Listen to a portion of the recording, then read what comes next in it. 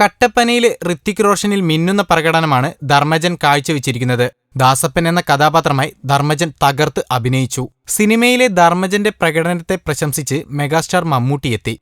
ദിലീപ് കാവ്യ വിവാഹ ചടങ്ങിനിടെ എത്തിയപ്പോഴാണ് മമ്മൂട്ടി സിനിമയിലെ പ്രകടനം കണ്ട് ധർമ്മജനെ അഭിനന്ദിച്ചത്. "നീ ആ സിനിമ തിന്നുകളഞ്ഞല്ലോടോ" എന്നായിരുന്നു മമ്മൂട്ടി ധർമ്മജനോട് പറഞ്ഞത്. ഒരു പ്രമുഖ മാധ്യമത്തിന് നൽകിയ അഭിമുഖത്തിലാണ് ധർമ്മജൻ ഇക്കാര്യം വ്യക്തമാക്കിയത്. ചിരിക്കാൻ ഒരുപാട് മുഹൂർത്തങ്ങളുണ്ട് ഈ സിനിമയിൽ.